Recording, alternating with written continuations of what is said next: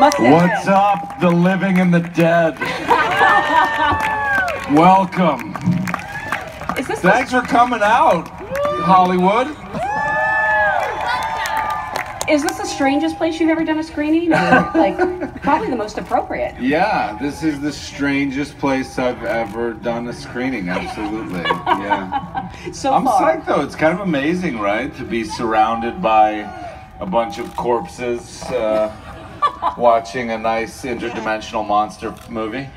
I want to go back and congratulate you again on your second Emmy nomination. Thank you.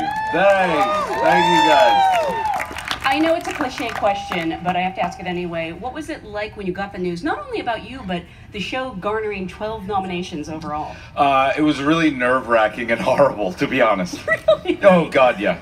I mean, you know, they say they're going to announce them at a certain time, and like last year I didn't know when that was going to happen, so it was all like a wonderful surprise. And this year somebody told me a couple days before, and I feel like all you can do is disappoint. I just have tremendous neurosis, so all I could do was, like, you know, not get nominated or whatever. And so I was just scared, so I went outside and I tried to get my dog to poop on the sidewalk because he wasn't doing that very well. She didn't like that very much. I still call him a he, but it's a she. She doesn't like to poop on the sidewalk, and my girlfriend watched this show, and she came outside and said I got nominated, and then the dog pooped right there on the sidewalk. So it was like a double blessing. It was really nice. Did you explain to the dog, I'm a very important person, you have to do this for me? No. I wish someone would explain that to the dog, so the dog would stop biting me in the face and things like that, but I don't think the dog knows that. No. The face, not the face, that's the moneymaker. I know, right? Just like a nip right in the face. We have to get a trainer. I have to figure this stuff out. I'm not very, We'll talk. Okay, good. I need help. I am curious, though. I mean, the phenomenal success of the first season of this show, and then the way to stick the landing in the second season, because things can disappoint. Yeah. And you ended up getting to do these amazing scenes with Millie Bobby Brown as 11, and a whole new relationship everyone fell in love with.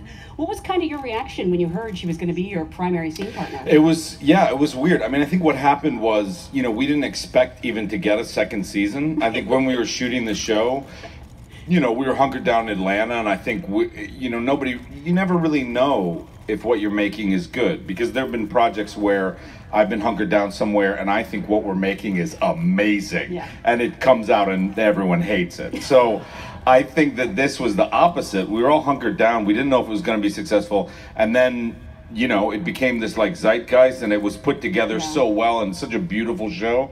And then I think what happened with season 2 was we were like, all right, like, let's just have fun. Yeah. And I think the Duffers are so willing to play and, like, just have fun. And I think one of the things was they love, I mean, all the characters. They love all the characters, but they really love this idea of, like, 11, who is this real, you know, badass little firebrand little girl with this, like, grumpy, angry, big, scary dude, and that the two of them would there'd be some sparks and some interesting dynamics. And I don't think they even knew what they were going to write, but they were like, we should just put these characters together. And then when I saw what they, you know, and they had that sort of seed planted at the end of 8 of season 1 when he puts the Eggos in the box. So, you know, once I started to see the scripts coming in and see that there was this beautiful dynamic about, like, you know, what he missed out on as a father and sort of his inadequacies as a father, I thought it was so moving, and it was such a stretch for me to play, and it was like so interesting to explore things that I never get to explore as a man. I'm not a father myself, so I mean, it was just it was so beautiful, and I didn't think anything could top season 1 for me in terms of, like, that arc and that character, and season 2 just, like, exceeded my expectations. I mean, you talk about sparks flying, and literally you and Millie share a fight scene that, like, it's awesome, but it also breaks my heart. I was wondering if you could talk about shooting that, because when you're working with actors, especially young actors, and I know she's very mature, but still, you know, do you just want to, after you fought, do you just want to be like, hey, we're okay, right?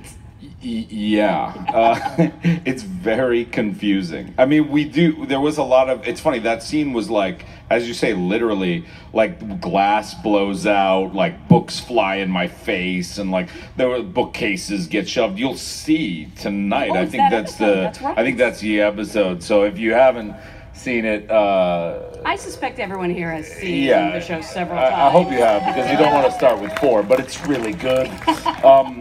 But that sequence, yeah, you have all these like pyrotechnics that were really fun, but at the core of it, you're right, it's like me and a 13-year-old girl like really going at each other. And you know, one of the most beautiful things I think about the cast of Stranger Things, which I've rarely had in my experience in film, is that we don't hang out so much offset. Like, we're friendly, but we're not really tight offset. But when we get to set, there's such an intimacy in our work. And I think all of us are very personal with each other in terms of what all that means. In terms of, like, we love each other and we can't stand each other. And like any sort of family, we sort of lay it all out on the line. And so I think that Millie, you know, she's a kid. First of all, I know people, she's a big star and people think of her as being very wise and very mature, but she's still in her essence is a 14-year-old girl. And so, and she's very sensitive, you know, she's a very talented, sensitive actress. So, but she was willing to get really personal with me. And, you know, we were willing to go through, both of us willing to go through some really difficult stuff and to bleed a little bit, like in front of the cameras. Yeah. Well, I don't know about literally. Things are flying I mean, I at did you. cut myself. Yeah, I did. I had a, but I think, you know, we were willing to really go to difficult places, and she didn't shy away from that. And I think she allowed me, you know, she forced me to be a better actor and to be sort of a better human being, a better man, a better father, which I'm not, but a better man. And so it was very profound. That relationship to me was very profound. But again, it's one of these things where the profundity is what you see in the work. It was like what we did when the cameras were rolling. Like, I barely saw her outside that environment. Really? But the intimacy that we created was all a part of the work, which to me is like my favorite thing. Yeah. I mean, you've had some amazing scene partners in your career. You know, I'm thinking Kate Winslet and Denzel Washington. I would say Millie stacks up against them pretty well. Yeah. I mean, Denzel doesn't want a hug after a scene. Occasionally. Did you try? Occasionally he'll be like, really good scene, come on, bring it. No, he didn't. No, but Millie and the kids, they do this ridiculous thing, which initially I was very upset and grumpy about, because I'm generally an angry, uncomfortable person who doesn't like to be touched. And they would all be like, oh my God, that scene was so good. Like, that's my Finn Wolfhard impersonation. That's amazing. Oh my God, man, that scene was so good. Come here, man, give me a hug. And I'd be like, oh God, get away from me. You're horrible. You're like 13 years old. And then I really started to like, you know, it just melts my ice cold heart. Yeah, you're a softie at heart. Yeah, I know. And so it's beautiful. So yeah, they've been the most surprising scene partners I've ever had. I mean, do you have a favorite memory from season 2 personally? Do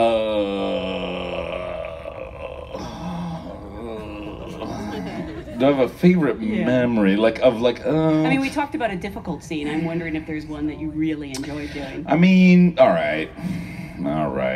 I don't know what okay, here's the deal. Like, I have a couple scenes with Winona, like very few, but like there's one scene where we're talking about how we used to smoke cigarettes under the thing and she's all upset, and then there's another couple like later on in the season, and there are nights shooting with Winona Ryder where it'll be really late and it'll be like 3 a.m. We'll all be really tired and loopy and like start saying stupid things. And the cops are coming. I can't tell this story. Run! Oh, come on, cops gotta love you. No, but there will be nights on set at like 3 or 4 in the morning where Winona Ryder will be telling me stories, and I will have this experience where I look at her and I'm feeling so jazzed about my life, and I feel like I'm in love with her, and it's like a beautiful thing. It's like, so those are always the memories. It's usually like late night shooting with me and Winona, where we're both so tired and we're so making so many funny jokes with each other, and I have this like real warmth for all of us, but especially for her.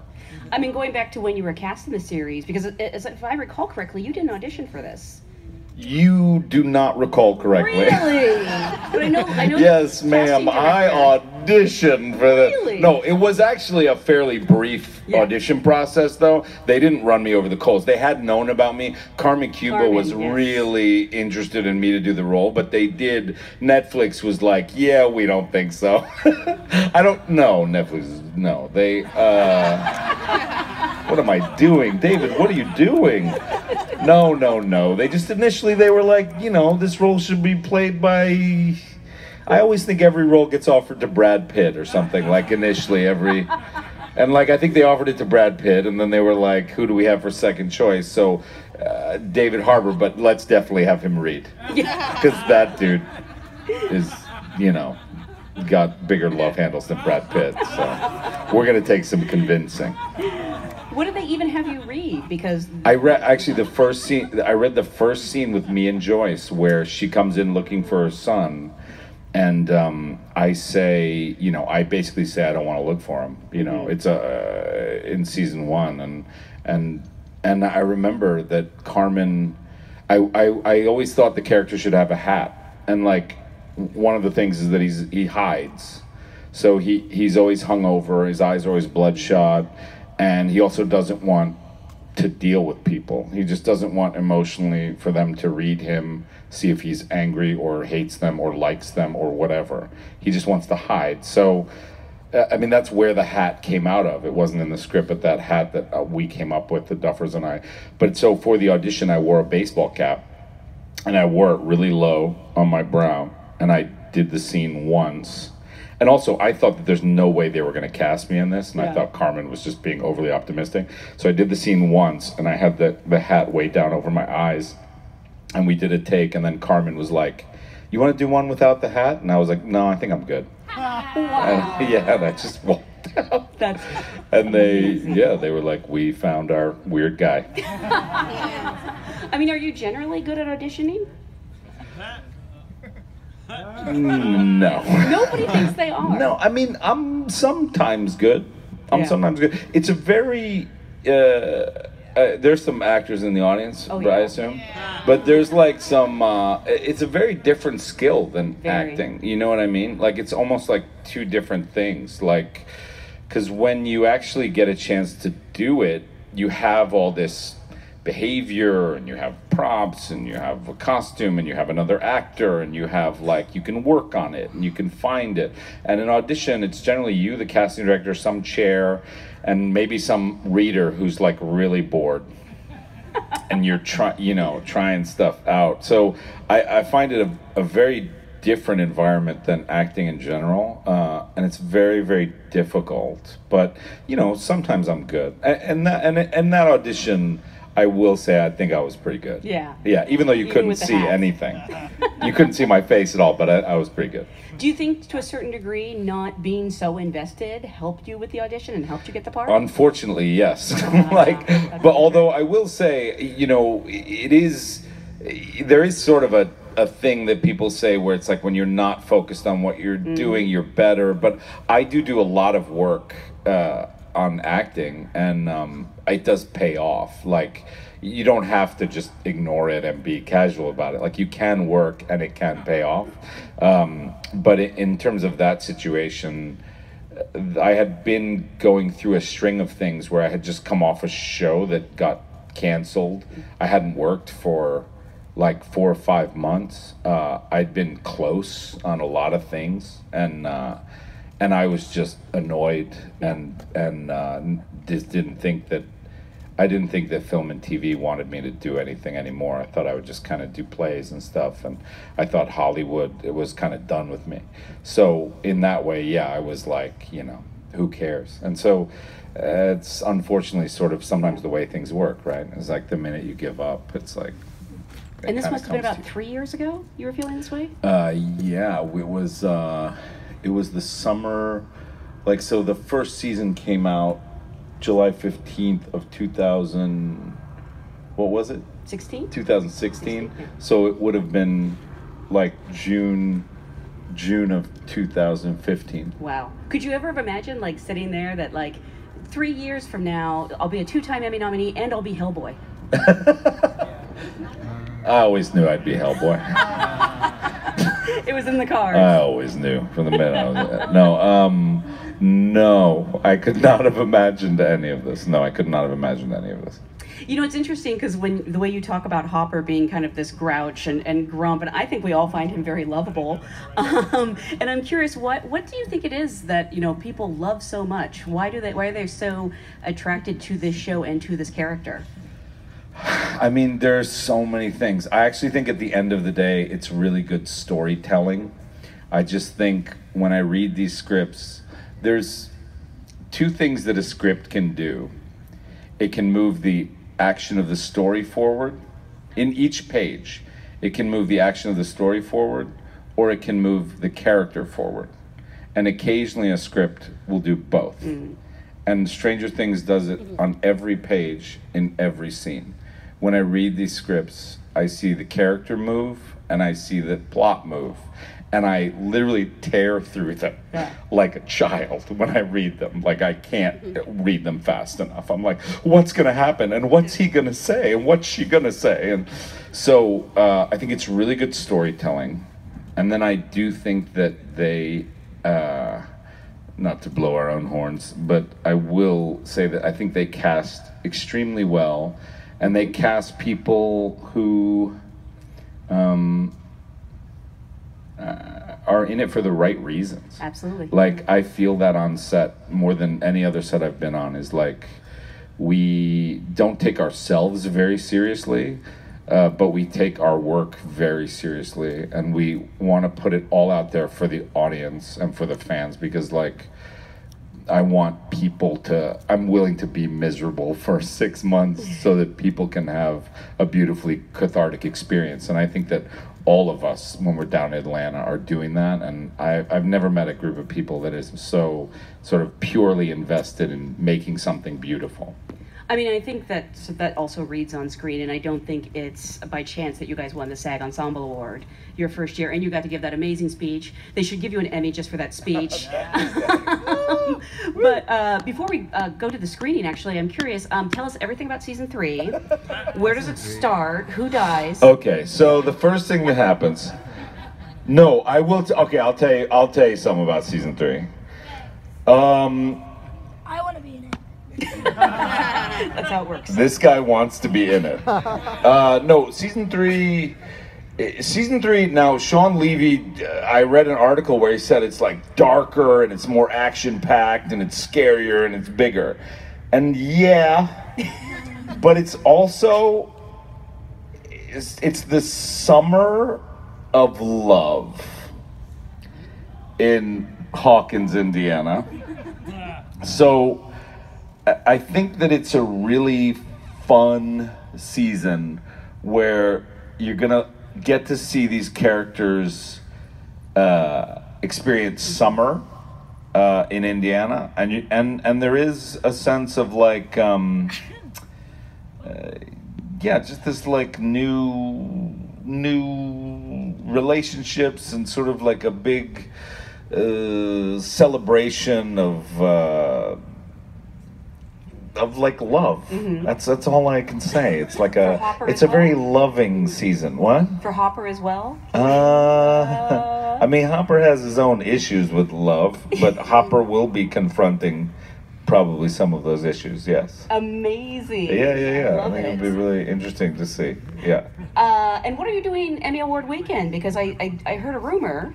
I'm going to the Emmys on the on Monday, right? Right, yeah. And then I do these ridiculous Twitter things sometimes where like I took senior high school photos with a fan and stuff, and there's some fans of mine that are getting married in Illinois, and I'm gonna go officiate their wedding on Saturday.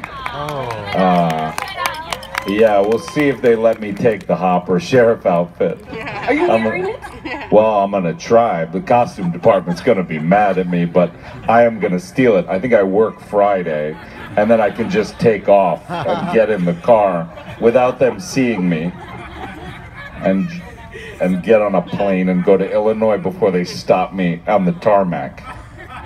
Did you have to be ordained to do this? Yeah, which is really easy to do. It is. I know, yeah. But it's still kind of a pain in the ass. So they reached out to you on Twitter and like, do you know what you're opening yourself up to here? Yeah, no, I know. But I'm very weird with the way that I pick. Part of the reason why they got a bunch of retweets, but one of the things I liked about them is I wasn't their first choice. They really wanted Ed Sheeran. Yeah, and like he didn't give them the time of day. But David Harbour will officiate your wedding, Wow. Just call that dude up if Ed Sheeran doesn't respond to you. That's amazing. And you have something to fall back on if this doesn't work out. I do, thank you. Well, we are going to watch episode 2 of Yeah. I want to thank you guys for being here.